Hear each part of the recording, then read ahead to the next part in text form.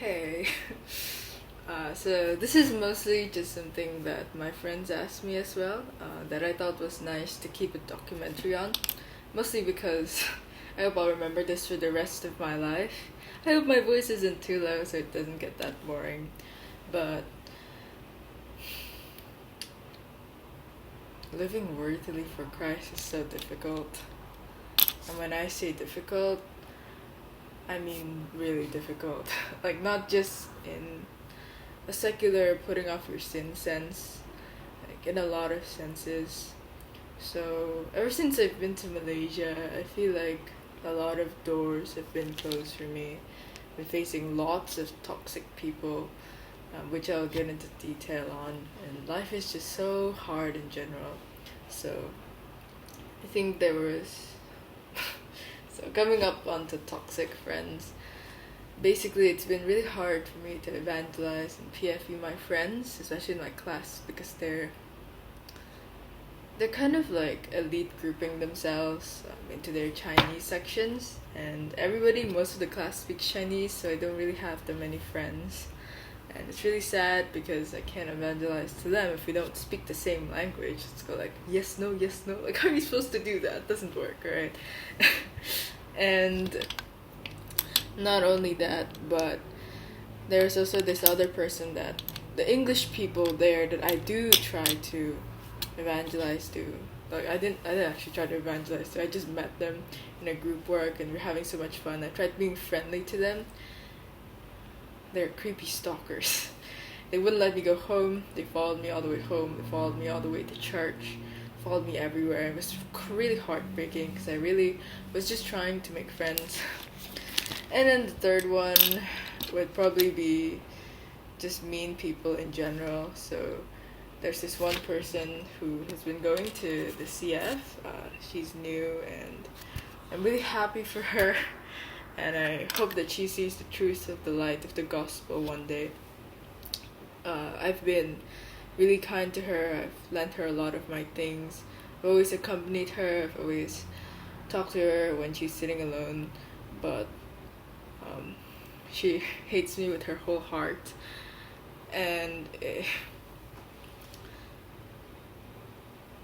it shows in the way that she talks. Like, whenever I would come, she would just sit up and take her bags and leave. And whenever I would say hi, she would just look at me like I was the most disgusting person to her ever, and take her bags and laugh at me and then leave. And she would shame me in front of everyone. She would leave my belongings, and it's just very sad in general. And I guess I was really sad about it as well before Unite, which was a Taylor's. It's what you call Taylor's gatherings. I was crying in the bathroom for about 15 minutes. And I told some of my friends and they were like, "Oh, why do you think you actually did that? Is it just because of her? Is it just because of everything?" But it's really not. It's mostly just the tip of the iceberg, I would say. It has also been, besides toxic friends, a combination of poor management.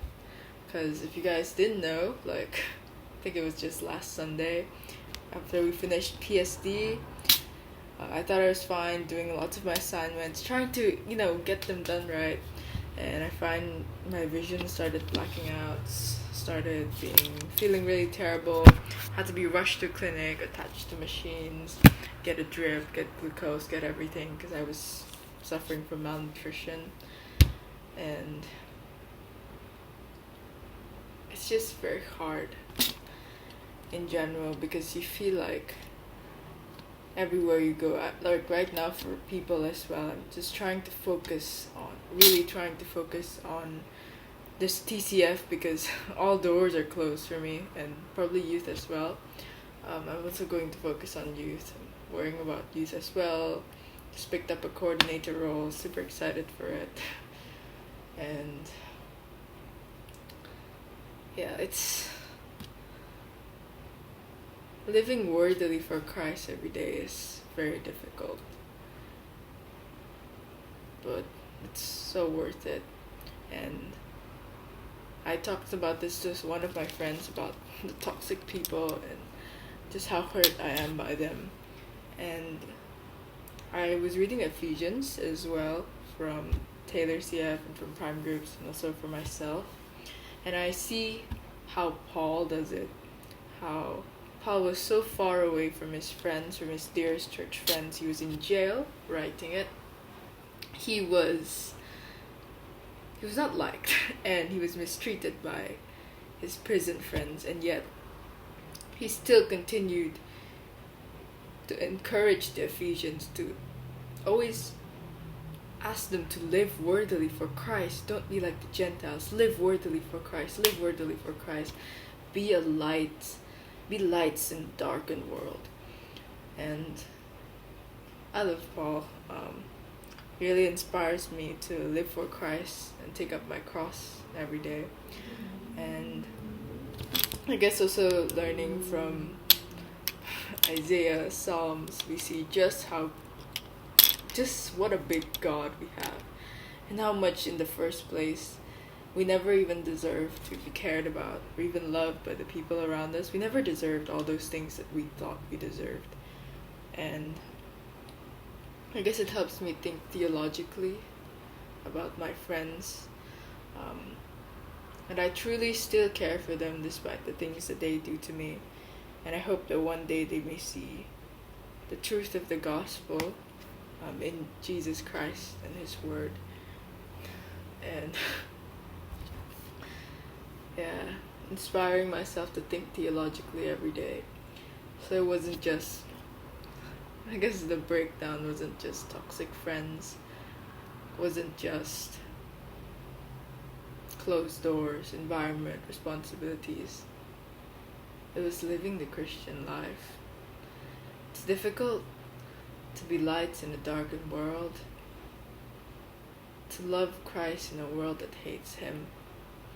But I'm not disappointed in myself for feeling terribly or feeling super terrible about it and crying about these things, because I can prove to myself that I truly cared to live a life worthily for God, and truly cared that closed doors were everywhere and I couldn't do mission, and that I truly feel the impacts of sin and truly saddened by sin, truly care about what God says in His Word.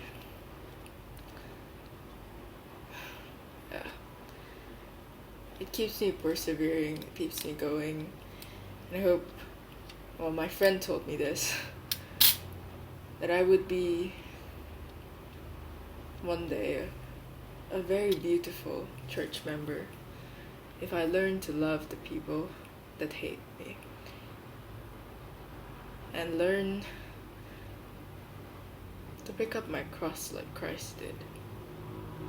And I'm so thankful that I can think theologically. I should stop promoting this shirt, but I love it.